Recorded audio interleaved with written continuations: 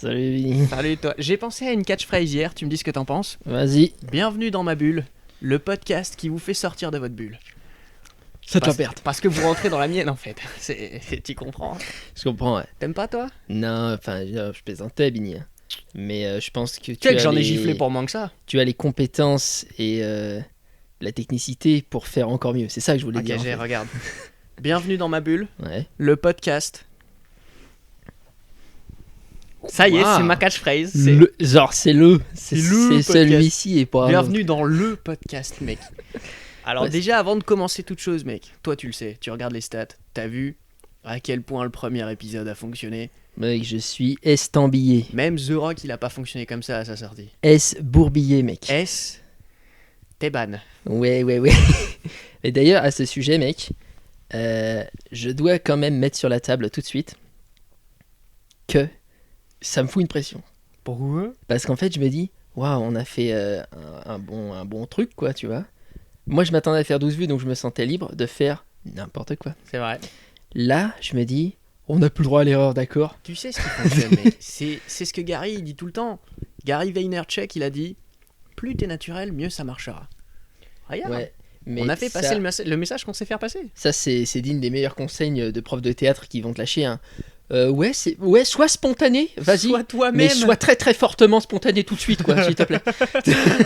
Non, mais moi je suis content parce que ça a vraiment bien marché. J'ai reçu énormément de messages de votre part à tous là, me disant sur Instagram que les messages qu'on avait fait passer, vous étiez pas habitués à les entendre parce qu'il y a peu de gens qui les font passer et que ça vous avait fait un bien fou. J'ai eu un grand message que je t'ai lu ce matin. Ouais. Pour l'anonymat, je pourrais pas dire son nom, mais elle m'a donné des merci-fétations. C'était un mélange de merci et de félicitations, mais je savais pas trop comment le dire. Ouais. Et je me suis levé, j'ai pleuré. Hein. J'étais en larmes, j'ai dit du bonheur, j'aide les gens, quoi.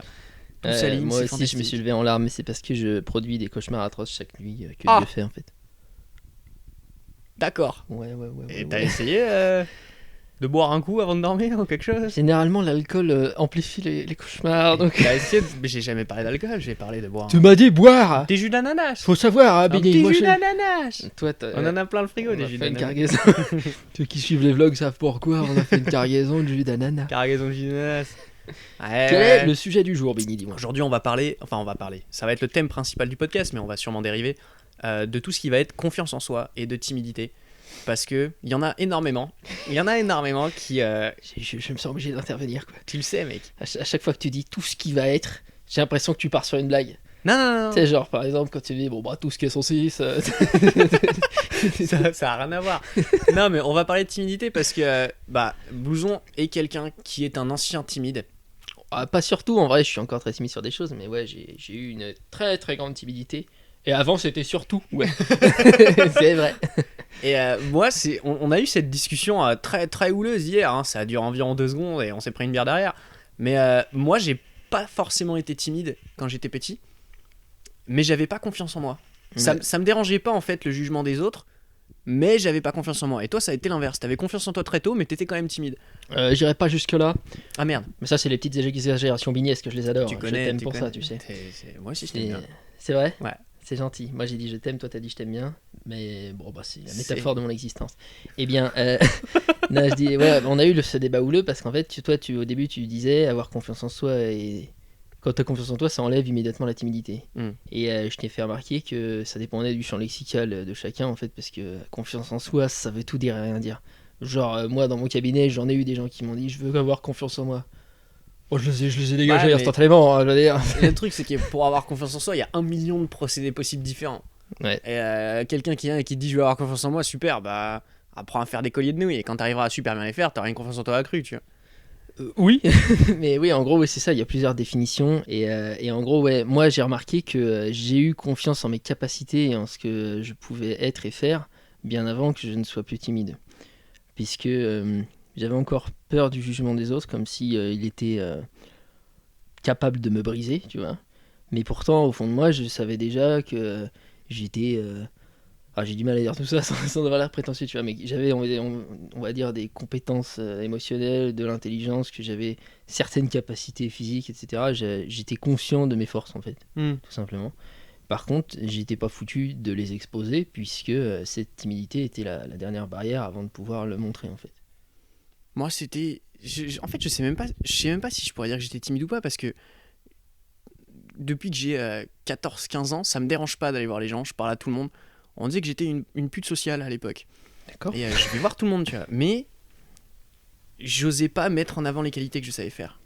Genre, je me trouvais plutôt bon, par exemple, en sport, mais j'osais pas le montrer aux gens parce que je me disais, ils vont me juger derrière, je sais pas. Bah ça ressemble à ce que moi je décrivais en fait. Mais ouais, mais ça, en fait, le truc, c'est que ça me dérangeait pas de faire des actions en public et de me faire juger, mais ça me dérangeait de montrer ce que je savais faire au public.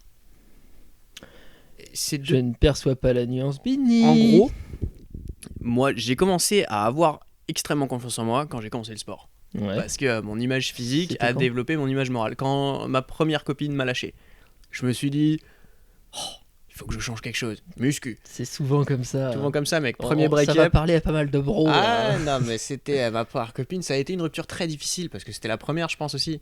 Et parce que j'arrivais pas encore à prendre le message et à me dire c'était peut-être aussi un peu ma faute, tu vois. C'était tout elle. Et pas du tout au final. Et du coup, j'ai commencé à muscu, j'ai commencé à devenir énorme, je suis devenu extrêmement épique. Preuve en image pour les gens qui sont sur YouTube.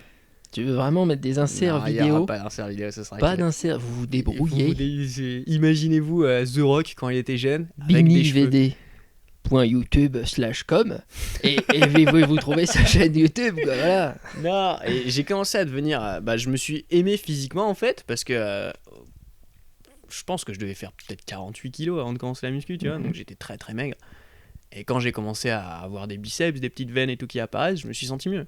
D'accord. Et là, j'ai pris confiance en moi, et en fait, ça me dérangeait pas, par exemple, d'aller voir les gens et dire, je sais pas, je suis bon en foot, par exemple, laisse-moi jouer avec toi. Alors qu'avant, je serais allé le voir et j'aurais tapé la discuter avec lui, mais jamais j'aurais pu dire que j'étais bon dans quelque chose. C'était impossible pour moi. Et quand tu avais peur qu'on te juge, est-ce qu'il y avait une manifestation corporelle du fait que tu te sens jugé ou mal ou quoi? Je faisais des crises d'eczéma monumentales. Ah ouais? Mais c'était un délire. J'en avais qui poussaient sur les bras. Dès que quelqu'un me demandait ce que je savais faire, je paniquais. Je suais à grosses gouttes et j'avais de l'eczéma qui apparaissait sur le pli des coudes. Et c'était un enfer. Ouais. Pour redonner un petit peu de structure à notre discussion, je pense que là on va un petit peu parler de notre parcours avec Bini pour voir comment on en est arrivé là où on en est. Et je suppose qu'on va donner quelques astuces qui nous ont aidé nous à arriver justement là où on en est sur ce canapé. C'est pas rien. Trouvé dans la rue. Ça c'est ma maman elle me l'a donné. Ikea, mec. Ouais. Je le connais ce canapé, je l'ai vu. M'a dit. C'est le modèle Streuffreux, je trouve.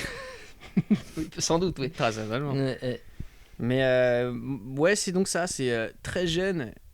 J'ai appris à aller vers l'autre parce que je me dis, de toute façon, le contact, c'est quelque chose qui va ouvrir des portes. Tu vas avoir des contacts, se créer des relations. À 6 ans et demi, tu t'es dit ça, toi? Vers 5 ans.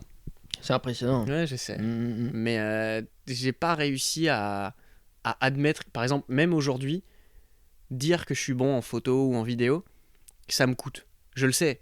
Je sais que je suis pas mauvais. Je suis un peu mieux que la normale, on va dire. Mais j'ai du mal à l'admettre. Est-ce que ça te coûte parce que la conjecture actuelle, qui est, c'est-à-dire, notamment en France en tout cas, c'est très mal vu d'exposer ses forces? Par exemple, dire je suis bon à ça, et donc le jugement que tu sais que tu vas te prendre en faisant preuve de confiance en toi, c'est lui qui te coûte? Ou est-ce que c'est juste le fait de le dire auprès de toi-même qui te coûte? C'est juste le fait de le dire parce que de mon point de vue, j'ai l'impression que c'est quelque chose d'égoïste en fait.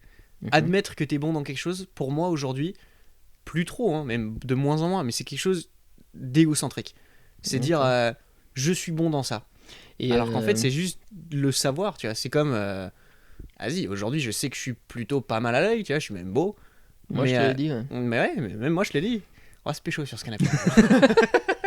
mais ça, c'est pas que ça me coûte, mais je vois pas l'intérêt, en fait, dans une discussion, de dire que mes qualités, alors que je pourrais exprimer, par exemple, celles de la personne en face. D'accord. Et quand tu le dis, en toi, qu'est-ce qui se passe? Là, je suis parti. Là, je suis, rien, il se passe... Franchement... Il se passe un truc, puisque tu as cette sensation que c'est égocentrique, ça te coûte. Qu'est-ce qui se passe en toi, en fait, tu vois, de négatif Il y a rien de négatif, c'est comme un petit frein. C'est comme me dire pourquoi tu fais ça, genre pourquoi tu te la pètes. Tu sais, cette petite voix dans la tête qui te dit... Ok, mec, et cette voix, c'est la tienne ou c'est celle de c'est tes celle parents, ou- d'avant.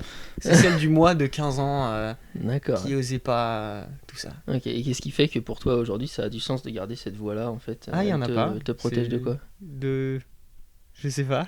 De rien. Oh, je l'ai poussé en introspection, le bougre. Oh merde. Bah, je sais pas trop en fait, parce que aujourd'hui, quand je le dis moi, de plus en plus, je l'admets. Genre, je me dis, c'est vrai que t'es beau, c'est vrai que t'es fort en photo, c'est vrai que t'es fort en vidéo, je suis doué en sport, mais je vais quand même partir sur le fait de me dire, ça sert à quoi à l'autre de le savoir? À rien, ouais. Ça c'est vrai, je pense, je suis d'accord avec toi. Mais le fait d'être capable de se le dire sans que ça nous coûte, je pense que ce serait une force Ouais. qui me servira à moi aussi, hein, clairement.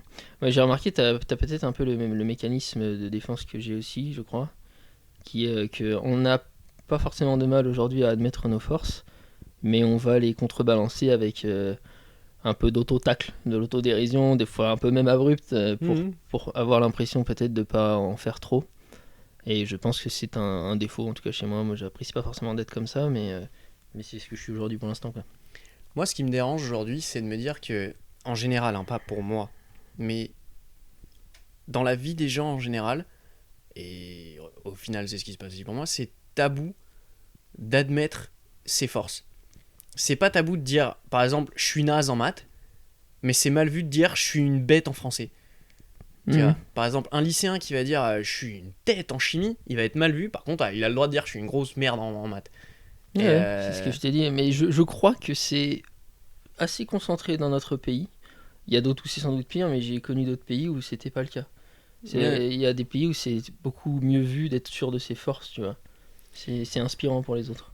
Bah, une anecdote, moi, c'est au mois de janvier, je suis parti à Miami travailler pour des gens. Et on était 4, 1, 2, 3, 4. On était 5 avec moi dans un Airbnb qui devait faire à peu près la taille de ton bédo. Il était pas grand, 50 mètres carrés, je dirais, quelque chose comme ça. Et je les connaissais pas, je leur avais parlé par WhatsApp, on avait discuté sur Skype, enfin des trucs comme ça, mais je les avais jamais vus. Et quand je suis arrivé, ils m'ont inondé de compliments. En mode putain, c'est la première fois qu'on te voit, c'est génial, on adore ton travail, on n'a jamais pu te féliciter. Ouais. Et j'étais là, mais qu'est-ce qui se passe? Et je suis resté 5 jours là-bas, et pendant 5 jours, c'était un nid de positivité. Tout le monde se faisait des compliments, tout le monde l'admettait, il disait merci, tu vois, Ouais. merci, ça me fait plaisir. Et ici, ça ne se fait pas. Ouais. C'est alors Bah, que ça aide. ça ne se fait pas partout en tout cas, mais il y a des cercles qui le font. Moi et nous, c'est ce qu'on essaye de faire dans notre petit groupe à deux, et des fois même avec les gens qu'on laisse rentrer dedans. Ça rejoint ce qu'on a dit dans le précédent podcast, où s'entourer des bonnes personnes, Mm. c'est en fait s'entourer de la bonne énergie, et ça décuple votre potentiel. Et je crois même que j'en parle dans le vlog qui sort dimanche, je sais pas quand sort ça, le même jour quoi, Dimanche. le vlog Enfin, d'aujourd'hui. le vlog qui vient de sortir, quoi. Voilà. Du fait de valoriser uniquement ce qu'il y a de positif chez les autres plutôt que de comparer tout ce qui ne va pas en fait. Ce sont des choses qui en fait pourraient embellir littéralement la face de la planète Terre très facilement en fait. Ça demande pas énormément, ça demande juste un petit peu d'observation. Faites le test vous-même aujourd'hui, hein. Vous prenez les personnes qui sont autour de vous, vous leur dites une chose qu'il y a de belle chez eux. Ça change toute l'énergie de la journée, ça change leur énergie, la vôtre, celle de votre relation, ça change tout quoi. Moi, ce que je me dis surtout, c'est que tous les problèmes que j'ai eu de confiance en moi, ils viennent de mon environnement, parce que j'étais ouvert à ce que les gens disaient, Mhm. et je recevais les critiques comme les compliments. Mais quand t'es au collège et au lycée, je suis désolé, mais t'es une tête de con, tu sais. Et Ça dépend. t'es plus enclin au collège à suivre la masse, même si la masse est négative et que tout le monde s'acharne contre quelqu'un, tu vas te joindre à ça. Moi, j'ai été le quelqu'un, j'ai été le mec qui se fait bâcher, tu sais. Bah, souvent on est les deux, hein. Moi aussi Bah, j'ai j'imagine été avoir le bâché des quelqu'un gens. et j'ai bâché aussi des gens. Mais- Sans doute moins parce que Oh, c'était moi, compliqué de bâcher les gens. J'étais vraiment la victime, c'est Ouais. vrai, donc j'étais plus de l'autre côté du spectre, mais j'en ai aussi bâché, tu vois. Mais moi, On je fait me rappelle, partie des mes deux années côtés. collège, elles étaient horribles. Le lycée, ça allait parce que j'ai appris à m'en foutre petit à petit. Mhm. Le collège, c'était atroce. Je faisais 1m12, j'avais déjà des poils à la moustache, donc déjà j'étais différent. Et je faisais 35 kilos tout mouillé, tu vois. Donc c'était un Ouais. cauchemar. Un cauchemar. Je t'imagine bien avec ton petit duvet. Non, mais j'ai eu mon duvet très tôt, je crois que 5ème, j'avais un petit peu de moustache qui poussait. Oh là là. Alors les gens là, c'était fini, tiens. Ah, tu me rappelles Daniel Bedoul. Ah non, C'est mais. pas son vrai blaze, mais c'est un pseudo qu'on lui a donné. Il y avait des poils avant tout le monde. Mec, c'est On ouf, était parce que jaloux. moi, ça m'énerve parce que je me dis, le duvet que j'avais quand j'étais au collège, ça a été un complexe monumental. Mes poils, ça a toujours été un complexe monumental. Ouais. Et franchement, depuis 10 ans, mec, je me vois avec ma barbe, je me dis, non, mais tous les mecs qui ont encore le duvet maintenant, je me fous de leur gueule, tu vois. Ouais, moi. Non, mais toi, salut, c'est pas grave, Franck. parce que toi, tu peux te raser complètement. Ouais. Moi, je peux plus faire ça. Il suffit Moi, je d'agir. suis un berbe, moi. Et ça a été un gros changement de transformer ce complexe en.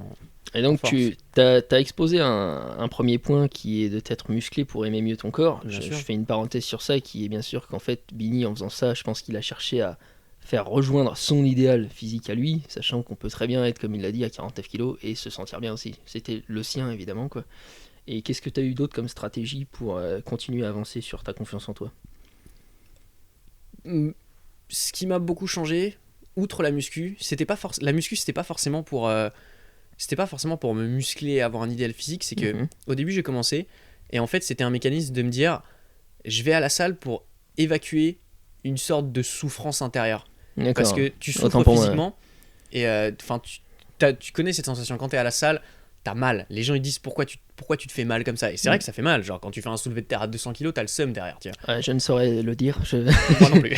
J'ai soulevé 110 une fois, c'était bien. C'est vrai. c'est Ouais, bien. ouais, ouais, ouais. Et du coup, moi j'y allais pour essayer de sortir cette douleur avec le physique. Mhm. Et en même temps, ça me permettait de me calmer derrière parce qu'il y a les endorphines, t'es content. Et ça m'évitait de vouloir étrangler tout le monde.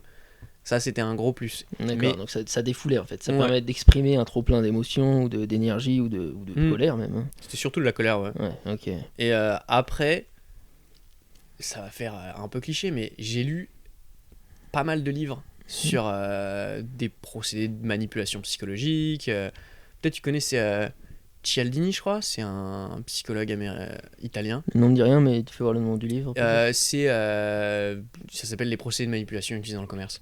Non, je connais pas. Et en gros, il explique les procédés de base de l'effet miroir. Quand tu vas acheter quelque chose Mhm. et que le vendeur en face de toi réplique tes mouvements, Mm. ça te donne un sentiment de confiance avec lui et t'es plus enclin à acheter. Enfin, tous les mécanismes comme ça. Dans mes formations, ça s'appelle la synchronisation, mais c'est exactement la même chose. Voilà. Tu te cales sur. Mais surtout, et ça c'est une super astuce pour se faire des amis et faire en sorte que la personne en face de toi se sente bien toute seule.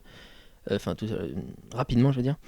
C'est magique, c'est que tu te synchronises sur tout, son rythme, même de Mm. respiration si t'en es capable, ça C'est s'entraîne. Hein. dur. C'est dur, mais ça s'entraîne.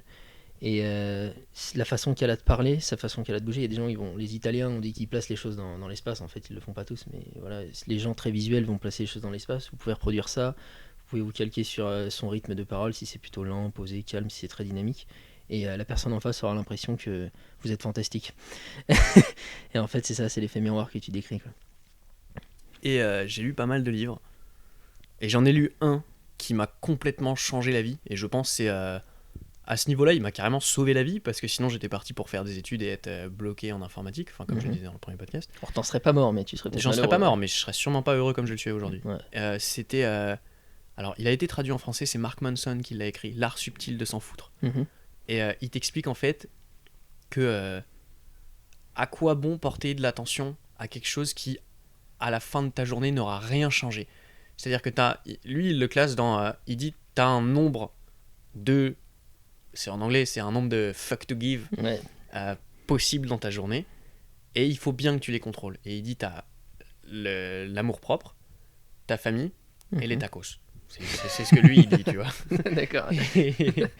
Et le livre est vachement bien écrit. Et il m'a. C'est pas qu'il m'a ouvert les yeux, parce que ce qu'il dit, je le savais déjà.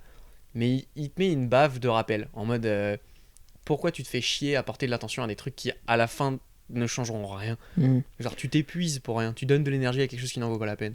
Ouais. Moi, je sais plus dans quel autre livre j'ai lu, mais ça rejoint ça, qui disent en gros, faites-vous du souci que sur les choses où vous avez un impact potentiel. Et en fait, C'est ça. il y en a peu, donc voilà, tu peux. Et puis, sans parler aussi de ce qui est dans le présent seulement. Ce qui est dans le passé qui est terminé, et ça sert plus à rien, ça n'existe plus, c'est que dans la tête. Ce qui est dans le futur, c'est que des projections et des peurs, ça n'existe pas non plus. Donc en fait, il reste plus beaucoup d'instants pour lesquels C'est se ça. faire du souci. Quoi. Et à partir du moment où j'ai compris que la muscu, j'ai arrêté. Maintenant, je n'en fais plus, tu vois. J'ai plus besoin de cette image physique. J'ai plus besoin de me dire que j'ai 8 abdos pour être confiant en moi, tu vois. J'ai appris à avoir confiance en moi. Ouais, avec 4, on est bien, je pense. Même avec 1. Mais t'inquiète pas, genre. C'est chaud pour moi, là tu m'en demandes beaucoup, Bigny. Tu te rappelles, c'était pendant le Vegan Bull qu'on avait recroisé Fred. Mhm. Et il était fitness model à l'époque à Barcelone et il avait été engagé comme mannequin. Et son entreprise de mannequinat lui avait dit on peut pas vous embaucher tout de suite parce que vous êtes trop musclé. Ouais. Et Fred avait dit ok, je vais perdre, t'inquiète. Il a été obligé de perdre pour le travail. Et on l'avait recroisé avec Blouson il y a, je sais plus, c'était il y a 2 ans peut-être. maintenant, ouais. Et le mec a arrêté complètement la muscu. Maintenant il fait du yoga et de la méditation. Et Mm. il a dit au début nous on n'avait pas compris. Moi je lui ai dit t'es fou. Et il a dit en fait il a plus besoin de musculation parce qu'il s'est complètement détaché de son image corporelle. Son image physique ne l'importe peu. Et il dit tant que t'es une bonne personne mentalement, ça suffit. Ça suffira largement pour tout. Mhm. Et nous on l'a regardé avec des grands yeux, on a dit t'es dingue, viens faire des curls. Tu vois. Moi, je lui avais dit dans le vlog où il était venu, c'est sur ma chaîne, je crois, à ce moment-là, Mm. où je lui avais dit un jour j'y arriverai. Mais pour l'instant, je vais faire du cœur là. Parce que j'en suis pas là, quoi. Mais ouais, il y a des gens qui arrivent, qui parviennent à cet état de paix intérieure juste par eux-mêmes, Ouais. en se détachant de l'environnement et même de l'environnement, même corporel, quoi, de leur enveloppe physique. Bon, après, je pense que Fred va pas se mettre en mauvaise santé en mangeant n'importe quoi, il va juste être bien, mais ouais, il en a plus rien à faire d'avoir une très grosse pectance, quoi. Donc c'est ça. Fred aussi a été une grosse partie du fait que j'ai appris à avoir confiance en moi. Parce qu'il m'a transmis toutes ces idéologies, je sais même pas d'où elles viennent, mais d'apprécier l'instant présent, de comprendre que même si tu t'en fais, même si tu portes de l'intention sur la vie de quelqu'un, que quelqu'un dans la rue te dit que t'es pas beau ou je sais pas quoi, qu'est-ce que ça changera? Genre tu vas juste te faire du mal intérieurement en fait, ça changera rien à ta journée si ce n'est toi te faire du mal. Donc arrête d'y penser. Et il m'a appris surtout, et c'est ça qui a à mon avis changé la majeure partie de la chose, à ne plus dépendre de mon passé pour comprendre ce que je suis aujourd'hui. Et ça a été un gros changement parce que avant je me disais par exemple, mes potes me l'ont souvent dit, et quand j'ai commencé à travailler avec toi, je revenais les voir dans ma ville natale, Ouais. et ils me disaient tous putain t'as changé, t'es différent, et je leur disais ouais bah j'espère bien, oui. Merci. J'espère bien avoir changé. Et j'ai eu cette réflexion énormément de fois, et je me disais eux ils voyaient ça en mal, Ouais. t'as changé, et les gens ont peur du changement, et moi j'étais super content, je me dis putain c'est génial, merci quoi. Bah, ce qu'il y a aussi très souvent avec les amis du passé, notamment les amis qui viennent d'une période où on était vraiment plus renfermés sur nous-mêmes, où il y avait cette timidité, il y avait ce manque de confiance en nous, il arrive très souvent qu'ils puissent mal vivre le fait qu'on ait un peu plus d'assurance parce que ça leur fait de l'ombre. En fait, ça peut être mal vécu par quelqu'un quand toute une dynamique de relation est déjà installée depuis très longtemps, qu'elle est assez dominant-dominée, même si c'est pas perçu comme ça, c'est inconscient, mais c'est quand même ancré dans la relation. Ça peut être très mal vécu en fait. Il y a des amitiés qui se brisent quand tu commences à sortir de ton cocon, quoi, c'est normal. Franchement, si une amitié se brise, j'en ai quelques-unes qui se sont arrêtées de mes amitiés, justement parce qu'on m'avait dit que j'avais beaucoup changé et que j'étais plus le même. Et je trouve ça bien en fait, parce que pour moi c'était une amitié toxique, ça m'aurait rien apporté. Parce que je me dis que quelqu'un arrête de me parler, ou qu'une amitié s'arrête parce que je me suis épanoui et je suis devenu heureux, bah qu'elle s'arrête en fait, c'est parce que ça aurait été du temps perdu. Mhm. Et j'en ai quelques-unes comme ça. Ouais, ça m'est arrivé aussi pas mal de fois. Et moi j'avais beaucoup de culpabilité du fait que ça s'arrête parce que je me sentais responsable. Mais en effet, dans l'absolu, c'est comme tu dis là, quoi. Il faut réussir à se dire ça puisque au final c'est pour le mieux, même pour l'autre, même si c'est mal vécu, même si tu reçois beaucoup de négativité en réponse à ça. Au final, c'est pour le meilleur de chacune des deux personnes dans la relation, quoi. Le problème de timidité, moi, je l'ai pas forcément ressenti. Peut-être que je l'ai pas. Enfin, je me suis jamais considéré comme quelqu'un de timide. Mais c'est un peu contradictoire avec moi-même parce que le fait de prendre confiance en moi, j'ai l'impression que j'ai été encore moins timide. C'est-à-dire que j'avais encore plus de facilité à avoir les gens. C'est corrélé forcément. Hein. Et le truc que je vois aujourd'hui aussi, c'est que quand, par exemple, on l'appellera Matmat pour l'anonymat, tu vois. Mais elle a des amis qui sont pas forcément bien avec elle, tu vois, enfin, qui lui disent faudrait que t'arrêtes de mettre des filtres quand t'envoies des photos sur Snapchat ou des trucs comme ça. Et quand j'ai commencé à lui dire que même sans filtre elle était magnifique, elle ne savait pas comment réagir, tu sais, elle était perdue, elle rougissait. Telle une poule avec un couteau. Ah non, mais elle rougissait à ne plus savoir, elle se cachait et tout, et je lui ai dit pourquoi, genre on t'a jamais dit, je sais pas, c'est un compliment, tu vois. Ouais. Et en fait, non, on lui avait jamais fait de compliments de sa vie. Et donc, ça rejoint ce qu'on disait au début, c'est recevoir des compliments. Nous, maintenant, on est habitués à le faire. Genre, non, mais on est habitués à le faire entre nous. Je veux dire, on a une réunion tous les lundis, et à chaque lundi, on dit que notre travail a été magnifique pendant la semaine. Oui. Donc, c'est bien, tu vois. Là, je croyais que tu disais on est habitué à recevoir des compliments. Non, on est habitué à se faire des. Tout le monde. Non, on est habitué à se faire des compliments entre nous. Ouais, bien sûr. Mais les gens ne sont pas habitués à en recevoir, en fait. Mais c'est un excellent point que tu amènes ici. Ça a été. Mais je t'en prie, Bin. T'es fort, disons. J'insiste, ça me touche que tu me dis ça. Ça a été l'un de mes mécanismes d'apprentissage pour sortir de ma timidité. Ça a été d'accepter les compliments en pleine conscience.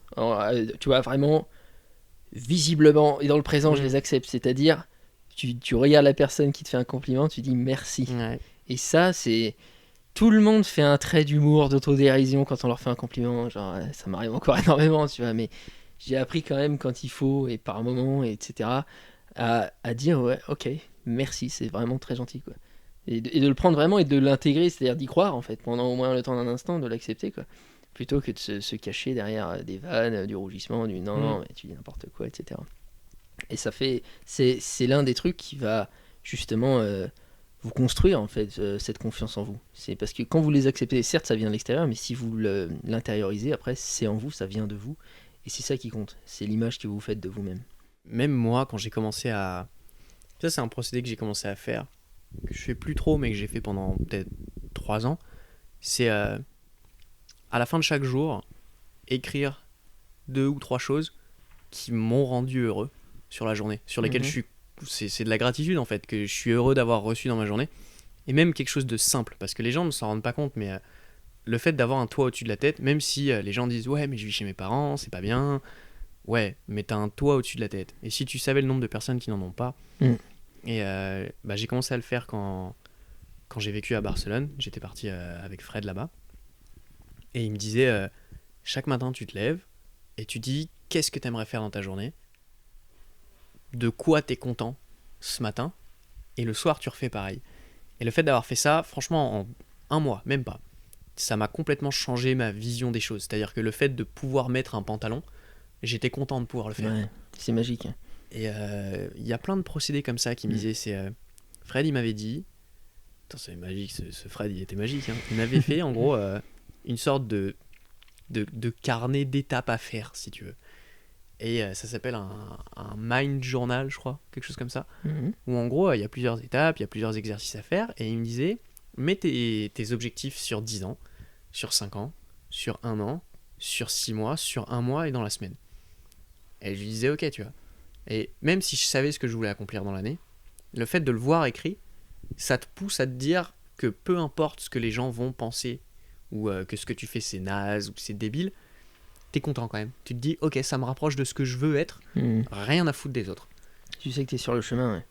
Mais c'est hyper important, notamment pour justement la confiance en toi, parce que c'est le sujet d'aujourd'hui, puisque tu vas, comme tu dis, ne pas être sensible à ce qui va se dire autour de toi, parce que tu sais où tu vas, t'es on track.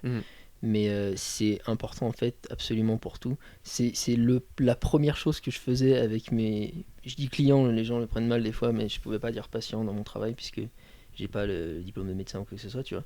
C'était la première chose que je faisais avec mes clients, c'était de transformer ce qu'ils arrivaient et ce qu'ils me disaient de négatif en ok, mais vous voulez aller vers quoi maintenant, c'est quoi l'objectif? Ils voulaient tous plus être malheureux. Ok, comment tu fais ça? Écris la carte de là où tu veux aller en fait, sinon ton cerveau il a aucune idée, il tourne en boucle sur le plus malheureux. Le mot clé c'est malheureux, en fait ça marche pas donc. C'est débile, mais si tu vas en Lituanie, tu vas mettre un GPS, hein, tu vas pas y aller comme ça. Bah oui. Tu suis les panneaux.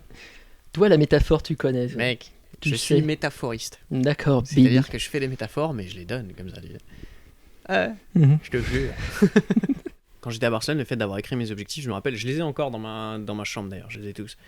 Ça m'a permis en fait et c'est ça qui a beaucoup changé dans l'entièreté de ma manière de penser, c'est que quand les gens me faisaient par exemple des critiques, et aujourd'hui encore j'en reçois plein, hein, genre quand je poste des TikTok, il y en a 1 sur 2 c'est négatif, enfin 1 sur 2, 1 sur 20 on va dire.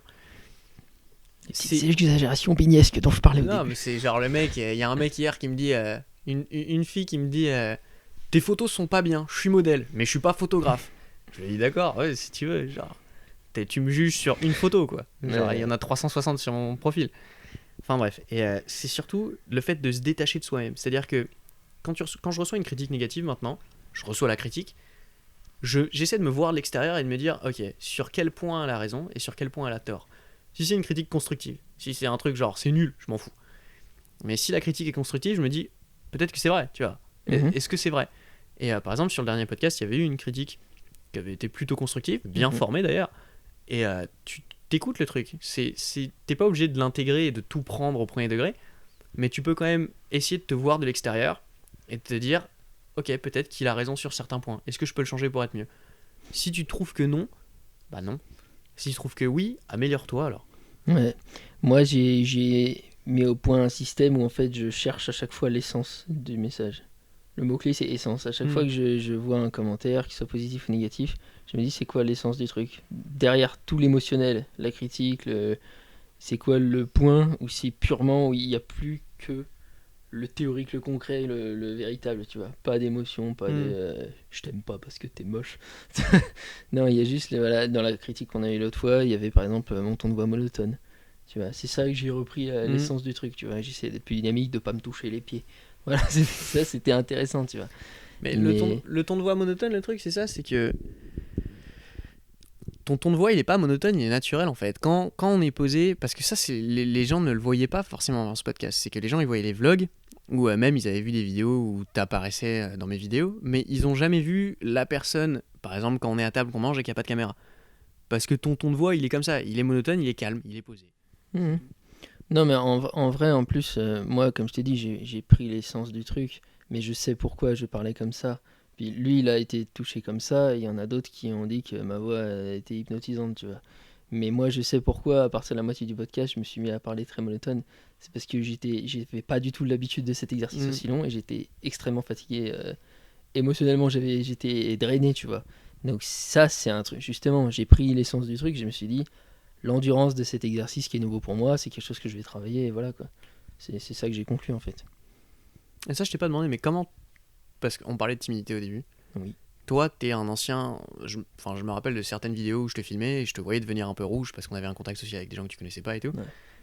Moi, je disais rien, je trouvais ça marrant, tu vois, c'est rigolo. Mais comment toi, t'as vécu la timidité? Donc, d'abord, je suis né, tu vois. On va partir Vers quel âge? Je suis né vers 0, tu vois. 0 ans. Et en gros, je suis né avec une particularité physique qui est vraiment la raison de ce que je suis aujourd'hui dans beaucoup de ma personnalité, quoi. Qui est que je suis roux et c'est très très rare. Et donc, comme toute disparité, comme toute rareté, j'ai vécu énormément de harcèlement scolaire et tout. Et ça m'a forcément enfermé sur moi, etc. Et j'avais donc peur après des autres, quoi. Tout simplement, j'avais peur des autres, peur du jugement, Pas envie de etc. t'approcher d'eux, quoi. C'est ça, j'avais peur, même j'avais peur physiquement, parce qu'on m'a déjà craché dessus, on m'a déjà tapé juste pour ça, tu vois. Ouais. Et ouais, aujourd'hui, tu vois, je fais un flash forward. Aujourd'hui, je suis extrêmement content d'être roux, tu vois, mais ça m'a pris du temps. Genre, c'est un truc où je me dis, putain, j'ai la chance d'être très très unique, très exceptionnel, quoi. Ce qui n'est pas donné à tout le monde. Donc j'ai réussi à en arriver là, mais c'était très très long, quoi. Et donc, l'une des particularités également des roux, c'est qu'on a la peau très très blanche, très sensible, et quand on rougit, tout le monde rougit plus ou moins, tu vois. Mais nous, quand on rougit, ça se voit. Et en fait, ça a été mon gros problème. C'est que si jamais j'étais mal à l'aise, mais que ça ne se voyait pas, ça m'aurait pas posé problème. Mais j'étais tellement obsédé et persuadé que ça se voyait tout de suite. Si je prenais la parole devant des gens... T'étais focalisé dessus, quoi. C'est ça. Si j'allais face à une figure d'autorité, une fille ou une femme plus tard impressionnante pour moi, ou un policier, un professeur, n'importe quelle personne un peu voilà, qui pouvait m'effrayer, je rougissais et donc je le savais que ça se voyait, donc je me disais qu'est-ce qu'elle pense et j'étais tout de suite dans la boucle et voilà quoi. Et donc j'ai vécu tout ça et ça m'a handicapé énormément pendant des années, ce qui fait que je considère aujourd'hui souvent qu'il y a des domaines, des compétences sociales sur lesquelles j'ai 10 ans de retard. Ouais. Tu vois, je vois par exemple en ligne que l'une des critiques qu'on me fait parfois, pas sur mes commentaires, mais sur des forums où ça parle de moi, ou sur. Voilà, ou même j'ai entendu qu'on parle de moi chez des Ouais. amis, etc., c'est que je crée beaucoup de malaise, tu vois. Et moi, j'ai deux choses à dire à ça, tu vois. La première, c'est que oui, déjà, oui, énormément. Et je pense que c'est justement à cause de ces compétences sociales sur lesquelles j'ai énormément de retard, en fait. C'est comme si, vous voyez, il y a des gens, ils ont appris à se comporter en société à 11 ans. Moi, j'ai appris à 25 ans, quoi. Ouais, c'est ça. Et donc, forcément, je suis en décalage, et voilà. Sauf que la deuxième chose que j'ai à dire, c'est que ça me va parce que je sais pourquoi. Et puis, j'ai aujourd'hui réussi à développer assez de force mentale pour en faire une blague, tu vois. J'arrive, justement, moi, c'est un truc qui me fait kiffer quand, et qui, étrangement, a l'air de faire beaucoup de bien aux timides qui m'entourent. Quand des abonnés ont des problèmes de timidité, ils viennent me voir, et ils viennent je me voir sais. pour ça. Je les fous dans le malaise, mais avec tellement de bienveillance et d'humour qu'à chaque fois, j'ai jamais eu quelqu'un qui m'a dit c'était horrible ce que j'ai vécu avec toi, tu vois. À chaque fois, ils sortent de l'expérience avec moi, ils rentrent chez eux, souvent on passe une journée ensemble avec un abonné, et ils m'envoient un message, ils me disent ça m'a énormément apporté. J'ai l'impression que avec ce que tu m'as fait, plus rien pourra jamais Ouais, me c'est rendre ça. mal à l'aise. Tu vois, et c'est ça qui est bien, et je suis très content d'avoir réussi à développer ça, C'est quoi. vrai, c'est bien. Et donc, pour avancer un petit peu dans l'histoire, j'ai donc eu énormément de mal avec toutes ces choses-là, prendre la parole devant une classe, etc. Mm. Ensuite, pour rencontrer des femmes, c'était très très compliqué pour moi. J'ai commencé à m'autoriser à choisir les femmes avec qui je sors depuis à peine 2-3 ans. Avant, si on me choisissait, j'étais bien content, tu vois. Je me disais, ah, elle m'aime bien. Allez, c'est parti mon kiki. Tu vois. Et donc, ça m'a handicapé sur énormément de choses, mais j'ai fini par en sortir, pas totalement, puisqu'il y a des moments et des domaines où je vais encore rougir, mais ça me va. C'est devenu un truc que j'arrive à trouver un peu cute, un peu mignon. Bah, Tu c'est vois. ça. Moi, ça m'est déjà arrivé de voir des gens rougir Mhm. de malaise face à une situation. Ouais. Moi, ça me fait marrer, tu vois. Bah ouais, ouais. J'ai un pote qui ne peut pas, enfin qui ne pouvait pas avant, je sais pas si c'est encore possible, ça fait longtemps que j'ai pas eu cette situation. Quand il parlait à quelqu'un d'autre que moi, il croisait ses jambes, il mettait ses mains dans son dos Mhm. et il se tortillait, tu sais. Ouais. Et Ah, je faisais il aussi, osait ouais. pas regarder la personne dans les yeux. Ouais. Et d'un point de vue extérieur, c'était très bizarre parce que la discussion, une personne regarde l'autre dans les yeux et l'autre regarde ses pieds. Mhm. Et je lui disais, mais pourquoi tu regardes pas les gens dans les yeux? Il me dit, je peux pas. Bah C'est ouais, je ouais. ne peux pas. J'avais ça aussi, ouais. Et c'est. Je pouvais pas. C'était assez bizarre. Mm. Et le truc, c'est que la timidité, comme la confiance en soi, plus vite t'acceptes le fait que. C'est débile, hein, ça paraît débile, mais plus vite t'acceptes le fait que t'es timide, plus vite tu sortiras de ta timidité. Pour moi. Parce que admettre. C'est comme tout en fait. Admettre que tu es quelque chose, ça t'aide soit à le rester, soit à le changer.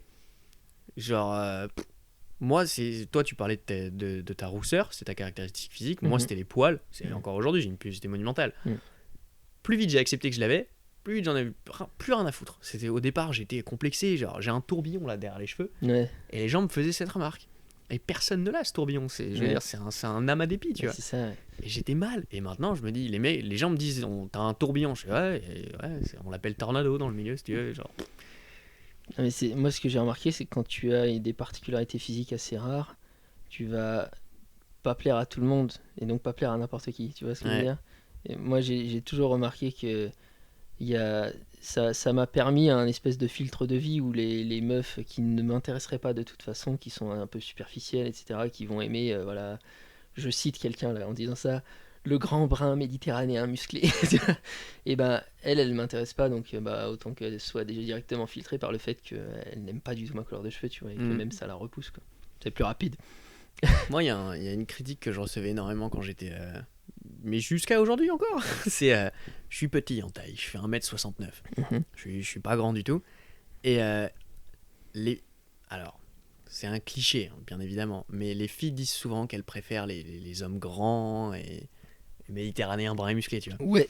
Moi, j'ai méditerranéen brun et musclé, j'ai. Mais le grand, j'ai pas. Celui-là, je l'ai pas. Ouais. Et le truc, c'est que les gens voyaient ça comme quelque chose de mal. Moi, je l'ai vu comme une espèce. Mais c'était même pas une espèce, je l'ai vu comme un pouvoir.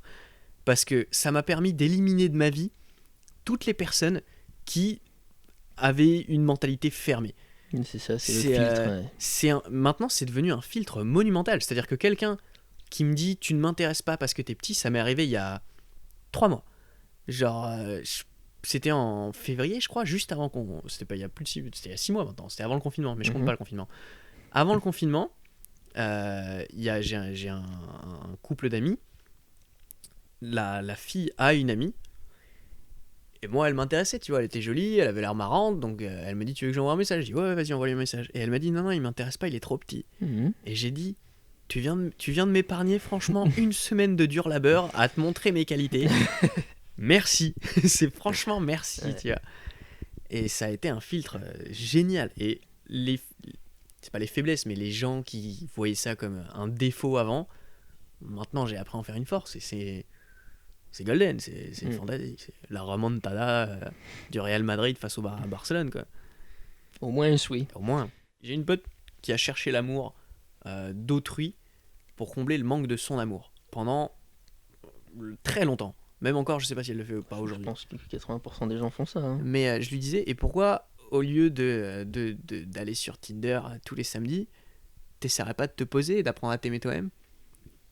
Et ça a été très très long comme mécanisme. Mécanisme. Aujourd'hui, elle s'apprécie comme elle l'est. Parce que j'ai passé le confinement avec elle, donc 3 mois avec moi, j'imagine que ça a dû l'aider, tu vois. Mais aujourd'hui, elle apprend à s'aimer petit à petit. Et je crois que maintenant, elle a rencontré quelqu'un mais qui l'apprécie vraiment pour ce qu'elle est, tu vois. Et c'est fantastique, mais apprendre à s'aimer, c'est très dur. C'est très très compliqué. Mais le truc, c'est que c'est vraiment une discipline où personne ne pourra t'aider. C'est vraiment une discipline solitaire, pure. En vrai, moi, je considère pas que ce soit si dur que ça.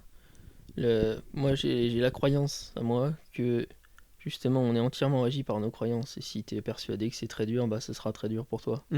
Mais j'ai vu assez, moi-même, juste dans mon petit cabinet pendant 2 ans, et surtout, j'ai entendu énormément d'histoires chez les collègues qui ont beaucoup plus d'ancienneté que moi dans ce métier. J'ai vu assez de changements tellement rapides avec l'hypnose ou avec d'autres mécanismes pour savoir que ça existe en fait. Et tu peux transformer ta vie des fois en un déclic. Ah bah, c'est sûr, ça existe et c'est faisable. Ça, c'est indéniable. Des fois, c'est juste... par exemple, je te prends un exemple qui me vient là, où la personne que j'avais vue en séance, elle avait un problème donc de confiance en elle. Et en fait, tout était régi par une petite voix dans sa tête. Je lui dis à qui elle est cette voix. Elle me dit c'est à mon père. Et tu sais ce que j'ai fait? On a travaillé sur ce qu'on appelle les... On va dire, je sais pas comment dire pour que ce soit clair. On dit avec le terme. Les caractéristiques, voilà, pour faire simple. Les caractéristiques de la voix. Donc une voix c'est un son. Un son ça a un volume, aigu, grave. Il y a une musique derrière ou pas, etc. C'est lent ou rapide, etc. Et on a travaillé sur cette voix et je lui ai fait transformer à l'intérieur de sa tête cette voix en dérision. Donc c'est parti en voix de souris avec une musique de cirque derrière, etc. Et quand son papa lui disait t'es nul, t'arriveras jamais à rien, et ben ça avait beaucoup moins d'impact, évidemment. C'est vrai. Et je l'ai aidé à faire en sorte que cette voix devienne réellement ce truc-là à l'intérieur. Et pendant un temps seulement au final, parce qu'après, vu que cette voix est devenue beaucoup moins importante, c'est devenu juste une vanne, elle l'a oublié en fait. Et voilà, et ça a directement ouvert le chemin pour tout ce qu'elle avait déjà en elle en fait. Et donc, dans ces cas-là, c'est très rapide. Il y a des changements très forts, quoi. Moi, ce qui m'avait beaucoup aidé, c'est de me dire que quand j'étais plus jeune, entre 16 et 20 ans, on va dire, et que je recevais des critiques quand je disais, par exemple, je me rappelle avoir dit très tôt à ma grand-mère, elle m'avait dit quand j'étais très petit, je devais avoir 12-13 ans, elle m'a dit qu'est-ce que tu voudrais faire plus tard? Et je lui ai dit peu importe mon travail, je veux juste ne jamais être assis devant un bureau. Et genre dans ma tête déjà je voulais voyager, je voulais bouger partout. Et je me rappelle, elle m'a dit mais c'est pas possible. Et j'avais 12 piges, donc ça vient de ma grand-mère, elle a vécu une autre vie, genre pour elle c'est pas possible. Et toute ma vie j'ai reçu des critiques là-dessus. Aujourd'hui encore, on me dit et le chômage, ça se passe comment, tu vois? Bah bien, écoute, plutôt pas mal. On serait mieux payé au chômage actuellement, je crois. Franchement, vu la journée d'hier, je pense pas, ça dépend. Hein. Ouais, évidemment, mais faut le lisser sur les mois. Ah, c'est sûr. Hélas. Mais il dit ça parce qu'hier, il a fait un bon TikTok et les pulls partent bien, les gens sont satisfaits. Les gens sont satisfaits et les t-shirts aussi.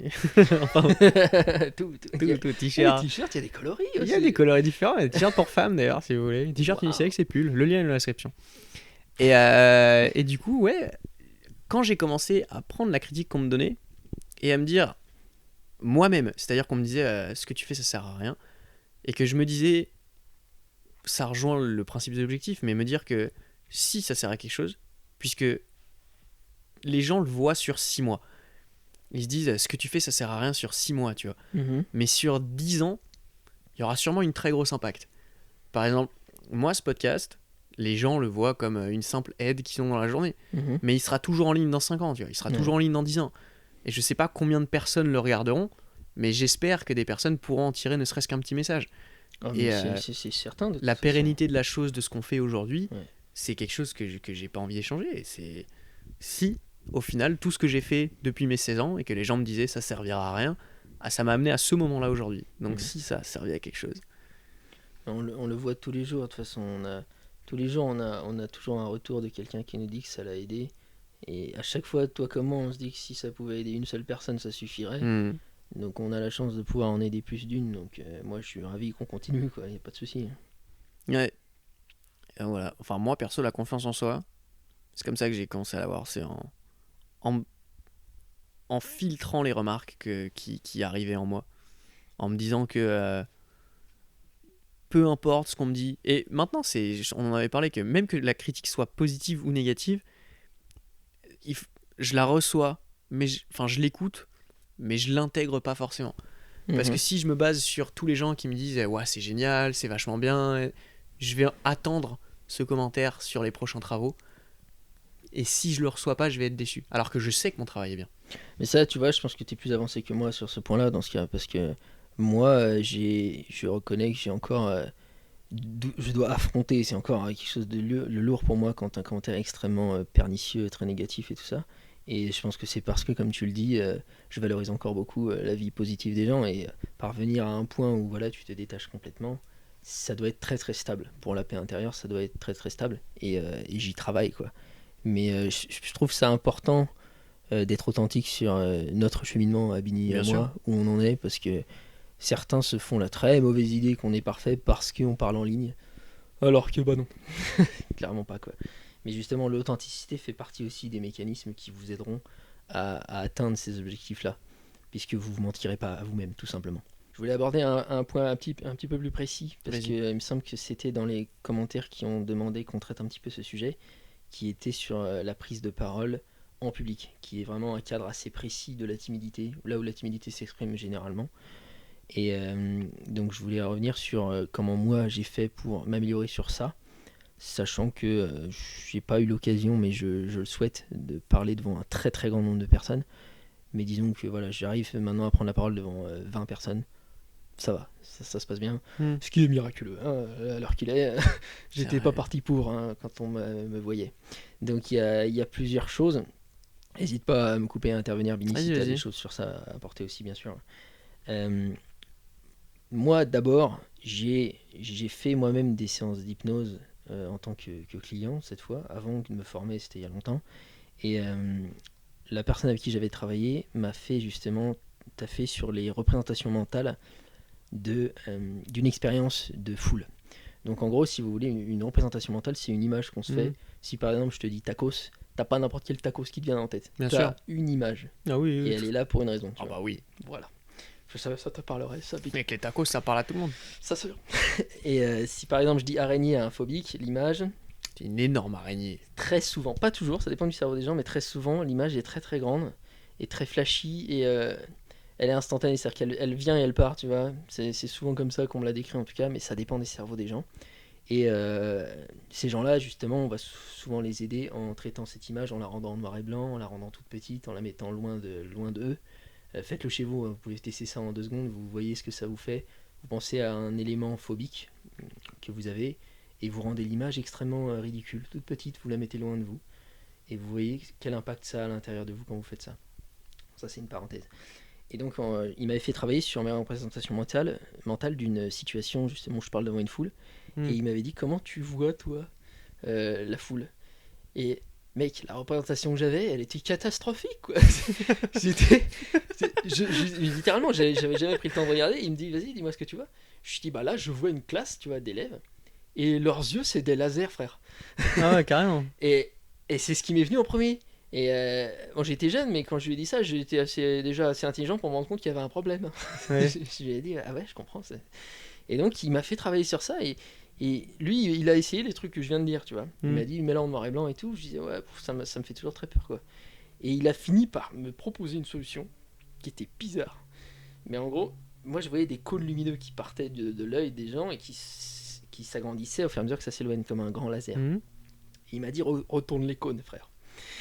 Enfin, c'est bizarre ce métier, mais ça aide les gens. Donc, voilà. Et mec, ça a eu un impact magique sur moi. C'est retourner les cônes, quoi. Et ça, c'est une représentation mentale que j'ai encore aujourd'hui. Quand je pense à une foule, je les vois comme ça. Je vois les yeux inversés vers eux-mêmes. Moi, ça m'est arrivé une fois de parler en public. Ouais. Et je me rappelle de tous ces. Je regardais la Nouvelle Star quand j'étais petit. Tu te rappelles de ça? Bien sûr. Et à chaque fois, les gens, ils avaient des petits tips avant de monter sur scène. Ils disaient, ouais, moi, je les imagine tout nu et tout. J'ai dit, jamais j'imagine ma foule tout nu. Moi, c'est mort. C'est trop drôle. Et je me suis imaginé. Bon, il devait y avoir peut-être 20 personnes. C'était pour un vieux truc. Je me rappelle même plus sur ce que c'était le thème. Et j'ai imaginé que je parlais à la cérémonie des Oscars, mec. Ah ouais? Je te jure. J'ai imaginé qu'il y avait un énorme piédestal et que j'avais le trophée et que j'étais le mec qui dit, alors aujourd'hui, on va accueillir Steven Spielberg pour son tu film. étais le host en plus. J'étais le host du truc. Et pour moi, c'était une salle de théâtre, tu sais, qui monte, avec des sièges rouges et tout le monde en costard et en robe. Et moi, je me pointais avec mon petit jogging sur la scène. Ouais. Et alors, je sais pas pourquoi, mais le fait d'être si clochard, je me suis dit, je vais dire, qu'est-ce qu'il va me dire? Donc ça, c'est ce que tu t'es imaginé avant. Et j'ai été super à l'aise. C'est-à-dire que j'y suis allé. Ouais. Déjà, j'étais bien habillé, mais je me suis imaginé mal habillé. Ouais. Et j'ai imaginé que les gens me jugeaient pas alors que j'étais mal habillé. Okay. J'ai imaginé que les gens ils se disaient, bon bah, super, il a un jogging, il fait ce qu'il veut, c'est lui qui prend la cérémonie d'Oscar, tiens. Donc, en fait, tu as utilisé tes stratégies qui contiennent pas mal d'humour, je vois, pour te sortir de ton problème. Et je me suis pointé là-bas et ça a été. Ça a glissé comme dans du beurre. C'est magique, mais tu as utilisé ton cerveau en fait. Les gens ne font pas ça. Les gens subissent leur cerveau la plupart du temps. Parce qu'on n'a pas appris à s'en servir, mais il y a des mécanismes très simples à appliquer très rapidement que vous pouvez faire. Et j'aimerais d'ailleurs, je pense qu'on mettra un lien pour The Subtle Art of Not Giving a Fuck que tu as conseillé tout à l'heure, juste en dessous, si vous voulez l'acheter. Et je vais vous mettre un deuxième lien d'un autre livre qui est magique, ça se lit, c'est très court, qui s'appelle Un cerveau pour changer. Il me semble que c'est ça. Ouais. De Richard Bandler. Richard Bandler, c'est l'un des deux créateurs de la PNL, programmation neurolinguistique.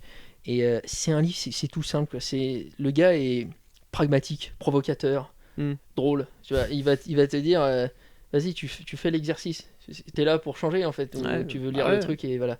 Donc c'est très drôle à lire et c'est très, très puissant. Il te donne des exercices applicables qui peuvent se faire parfois de l'ordre de la minute, quoi. Certains sont plus longs bien sûr, et qui vous permettent d'apprendre à vous servir de votre cerveau. Et c'est un livre qui m'a énormément aidé aussi. Et pour revenir à ce que je disais sur donc les stratégies pour se débarrasser de sa timidité face à une foule, il y a l'un des éléments capitaux, je pense, que tout le monde oublie quand on est dans les circonstances scolaires, tu sais, qu'on doit présenter un exposé. C'est dur pour la plupart des élèves. Il y en a, ils s'en sortent mieux que d'autres, mais dans l'ensemble, personne n'aime ça. Tout le monde est mal à l'aise, en sueur et tout. Tu sais. C'est ça. En fait, ils apprennent, malgré eux, ils enregistrent que ça se passe mal. Et donc ensuite, la prochaine fois, va se passer mal aussi. Sauf qu'en fait, il y a un truc qu'on oublie, c'est que on parle pas de choses qui nous intéressent à ce moment-là. Et moi, ce qui a transformé mes discours devant des gens, c'est quand je me suis mis à parler notamment d'hypnose ou d'autres, mais de trucs qui m'intéressent. En fait, projetez-vous dans une situation où vous allez parler d'un truc qui vous passionne. Bah là, ça va beaucoup mieux. Immédiatement, déjà, vous allez pas bégayer, parce que vous savez de quoi vous parlez. Donc, ça me fait marrer. Quand j'étais en fac d'info, on avait un truc qui s'appelait le projet professionnel. Et à la fin, il fallait présenter un vrai projet. Mais il y avait l'année d'après une sorte de mini-projet professionnel. Et tu pouvais présenter ce que tu voulais. Et je me rappelle que le projet professionnel, c'était sur un truc, je me rappelle, c'était la cryptographie des trucs, tu sais, les trucs qu'il y a dans les diamantaires et tout pour sécuriser les comptes du PC. Un truc, j'en avais rien à foutre. Et l'année d'après, j'ai eu la même chose et je me suis dit, putain, ça va être un enfer. Ça va être un enfer. Mais parce que je croyais que c'était ça. Et on m'a dit, tu fais ce que tu veux. Mec, j'ai fait un exposé sur les Pokémon, donc la cartouche bleue de Pokémon de l'époque. Et j'ai transformé ça en pourquoi les Pokémon sont une expérience sociale qui montre que il faut être bien envers autrui. Et là, t'as pu y placer ton personnage, ton truc, ta passion. J'ai placé des petites phrases philosophiques sur la cartouche de Pokémon bleu à base d'évolution de Carabath en Tortank. Et les gens, ils étaient subjugué. Je me rappelle, j'étais un 19 ou un truc à l'as, mais C'est génial. Bah, ouais. c'était easy, quoi. C'est ça. Et le truc, c'est que malheureusement, les gens qui vont vivre l'expérience négative de parler d'un truc qu'ils n'aiment pas, Ils vont rester dessus. ils vont vraiment se persuader que c'est Ouais. comme ça que ça se déroule, les exposer, quoi. Alors que ben non, c'est juste un mauvais C'est apprentissage, tout. quoi. C'est juste ça. Ouais. C'est être bloqué sur une expérience négative. C'est ça rejoint le fait de se baser sur le passé, mais en fait, tu forges tes expériences du présent sur ce que tu as vécu. Au lieu de te dire, ça va être différent. Toutes les expériences sont différentes à chaque fois. Mhm. C'est genre, c'est un exemple que j'avais sorti, je sais même plus qui j'avais dit ça, mais quand t'es amoureux de quelqu'un, t'es jamais amoureux de la même manière. Et Mhm. tu peux pas te baser, C'est t'as vrai. t'as jamais dit à ta copine, j'aimais pas mon ex comme ça. Jamais tu le dis parce que déjà tu te fais plaquer. Mais c'est pareil pour le passé. Ouais. Tu dis jamais à ton présent, ça se passait pas comme ça avant. Non, Mhm. bien sûr que ça se passait pas comme ça avant. C'est le principe de changer. C'est l'évolution, c'est comme tout le monde. Carapuce, il reste pas Carapuce jusqu'au niveau 60. C'est pareil. Et sur ce que tu as dit juste avant, là, les gens, en fait, ils se préparent à l'échec en étant persuadés que ça va se passer comme les fois d'avant. Ça a fait office de préparation mentale, Mm. les expériences du passé. Et donc, l'inconscient a retenu que c'est comme ça que ça se déroule. Et donc, ça fait office vraiment de prévisualisation, mais négative. Et donc, justement, imaginez ce que vous pouvez faire quand vous prenez le temps de vous prévisualiser dans la réussite. Ça, c'est un truc de sportif de haut niveau, ça. Ouais, et bah, en parlant de ça, Ouais. c'est avec Morgan et Théa, ces deux amis à moi avec qui Mhm. on fait du street workout. Et je leur ai appris les handstands, donc se mettre sur les mains en fait. Et moi, je suis en train d'apprendre à le faire sur une main. C'est long parce que je sais pas faire ça, tu vois. Et Morgan, elle croit que c'est une blague, et Théa aussi. Mais à chaque fois que je vais le faire pour mettre sur une main et qu'elles sont là, je dis regarde Morgan, ça va être le meilleur one arm de ma vie. Ouais. À chaque fois. Ouais. Et elle croit que c'est une blague, mais non, je suis persuadé que ça va être le meilleur one arm de ma life. Ouais. Et quand je le place, je lui dis je te l'avais dit. C'est clair, mais d'ailleurs, tu visualises ou pas? À chaque fois, je Genre, me vois tu te parfaitement vois droit parfaitement, comme ouais. tout ce qu'il faut. Et je le fais C'est sur bien. chaque exercice que je fais. Ouais. Je dis ça va être la meilleure planche de ma vie. Je la rentre pas la planche. Je sais que je la rentre pas. Mais je me dis ça va être la meilleure. Je me vois en planche et je me dis je peux le faire. Et un jour ça va marcher. Ouais, mais ça doit forcément aider. Moi, c'est comme ça que j'avais aidé une danseuse qui avait développé une espèce de peur, une danseuse acrobatique, tu vois, qui faisait des saltos au-dessus de son danseur et tout. Et elle a fait ça pendant 10 ans, puis un jour, une peur se déclare, tu vois, donc un truc qui, par essence, n'a pas de sens, puisqu'elle l'a déjà fait, machin, donc Bah on ouais. peut travailler dessus facilement, généralement, quoi. Et donc, je lui ai fait un premier exercice avec de la désactivation d'ancrage et tout, j'en parlerai sûrement dans un autre podcast, c'est un mécanisme très simple à appliquer qui est très utile. Et je lui ai fait après une visualisation. Je lui ai dit, tu vas te voir en train de réussir. C'est En fait, ça, hein. parce que là, elle était bloquée dans son disque rayé, Ouais. et j'y arrive pas, tu vois.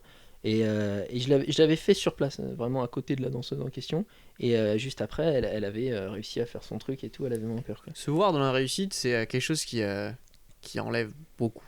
Parce que, par exemple, en street workout, c'est un sport où il faut tenir des figures qui sont généralement haut du sol, on va dire, pour la position que tu as. Par exemple, se mettre sur les mains sur des barres parallèles à 1 mètre du sol, si tu tombes, au pire, tu vas pas te péter la nuque, mais tu vas te faire un peu mal au crâne, tu vois. Mhm. Et la plupart des gens n'arrivent pas à faire les figures parce que ils ont pas...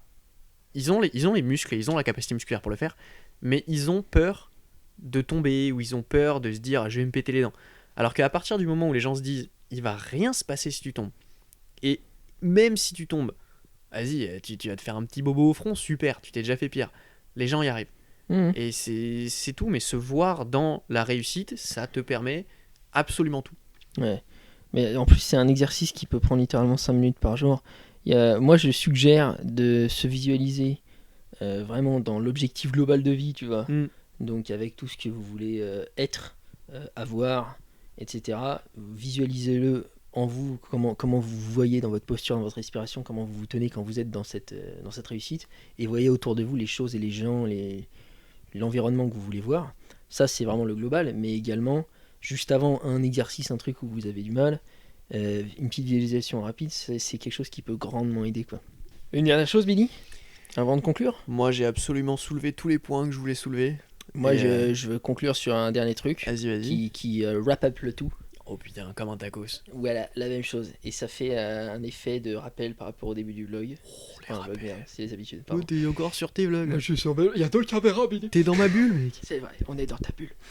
Alors, c'est la dernière chose, c'est qu'en fait, tout ce qu'on a dit se résume et et même, j'ai envie de dire, même se balaye par un truc. Le plus important, c'est en fait l'amour de soi. Si tu t'aimes, il n'y a pas de timidité, il n'y a pas tout ça, etc. Je suis en train de rougir, je sens. C'est pas grave. C'est marrant, je parle de ça. Moi. En audio, ça se verra pas. Et donc, tout ça peut se résumer à l'amour de soi. Et l'un des exercices qui, pour moi, le cultive le mieux, qui m'a grandement aidé, tu en as touché un mot tout à l'heure, ça le rejoint, mais c'est pas tout à fait la même chose, ça va être de se dire chaque soir une chose pour laquelle vous avez été doué. Ouais. Une chose que vous avez bien faite.